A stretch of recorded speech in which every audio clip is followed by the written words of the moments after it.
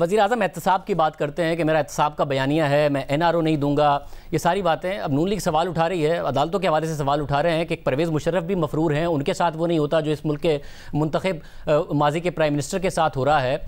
वज़ीर आज़म भी कहते हैं मैं पीपल्स पार्टी को NRO दूंगा, नवाज शरीफ को नहीं दूंगा, मगर साथ ही जहांगीर तरीन साहब बाहर बैठे हुए हैं, उनके हवाले से वो जल्दी नज़र नहीं आती। खुसरो बख्तियार साहब के जो मामलात हैं उसमें वही TTs के उन पर इल्ज़ाम लग रहे हैं जो शहबाज शरीफ पर लगे, उनके हवाले से कोई डेवलपमेंट नज़र नहीं आती।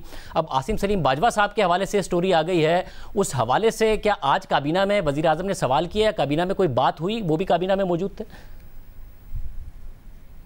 कोई कैबिनेट में ऐसी बात नहीं हुई और ना वहाँ कोई जिक्र हुआ। पिछली कैबिनेट सारी नवाज शरीफ पर हुई और सारी कैबिनेट मेरे अलावा इस बात पे यूनानिमस थी कि उनको हर कीमत पे लाया जाए। नवाज शरीफ पर इतनी बात होती है, जनरल बाजवा साहब के असासों के हवाले से जो स्टोरी आई है, नूरानी साहब की उस पर बात नहीं हुई, आपको नहीं लगता जवाब देना चाहिए अवाम के सामने आके? ये तो आप बाजवा साहब को इंटरव्यू करें ना, वो बता सकते हैं, उनके बिहाफ पे मैं तो कोई जवाब नहीं दे सकता। मैं वज़ीर आज़म के पॉइंट ऑफ व्यू से पूछ रहा हूँ कि वज़ीर आज़म के लिए एहतसाब कितना अहम है, कि जब उनके पार्टी में या उनके लोगों पर बात आती है तो वो किस हद तक अहम है? उन्होंने सवाल पूछा नहीं पूछा, उठाया नहीं उठाया? मेरे सामने देखें, मेरे सामने ऐसी कोई बात नहीं हुई तो मैं किसी के बिहाफ पे कैसे बयान दे सकता हूं, आप खुद बताएं। शुक्रिया। शेख रशीद अहमद साहब हमारे साथ मौजूद थे। काबीना में आज बात नहीं हुई इस हवाले से, वज़ीर आज़म ने भी सवाल नहीं उठाया इस हवाले से। अहमद नूरानी साहब की story I, general retired Asim Salim Bajwa साहब के जो बैरून मुल्क उनके ख़ानदान के असासे हैं, उस हवाले से आज मरीम नवाज़ ने भी इस हवाले से सवाल उठाया। इमरान खान कहा करते थे कि नवाज शरीफ बाहर चले गए तो मेरा तो जो एहतसाब का नैरेटिव है वो बहुत कमज़ोर हो गया। फिर वो कहा करते थे कि फ़लाँ को बेल मिल गई, फ़लाँ को बेल मिल गई, फ़लाँ छूट गया, फ़लाँ को कोर्ट ने रिलीफ दे दी, तो मेरा एहतसाब का नैरेटिव कमज़ोर हो गया।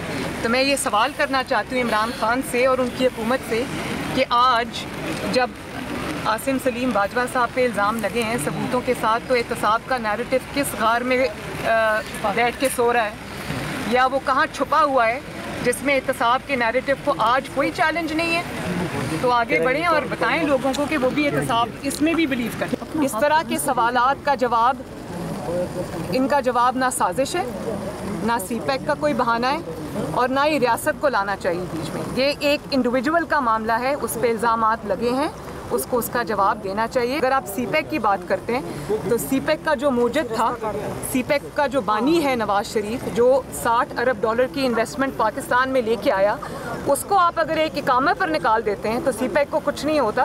तो एक इंडिविजुअल के आने जाने से या एहतसाब के सामना करने से CPEC को कुछ नहीं होगा, ये जवाब नहीं है। जो अहमद नूरानी को धमकी दी जा रही है, कत्ल की धमकियां दी जा रही है, इख्तिलाफात की खबरों पे जरा कमेंट करें। मैं इस चीज़ के खिलाफ हूँ, डोंट शूट द मैसेंजर। और अहमद नूरानी अगर कोई चीज़ निकाल के लाए हैं, उनको धमकियां नहीं देनी चाहिए, उनके इल्ज़ामात का जवाब देना चाहिए, रसीदें पेश करनी चाहिए और आपके पास अगर कोई जवाब है तो दें।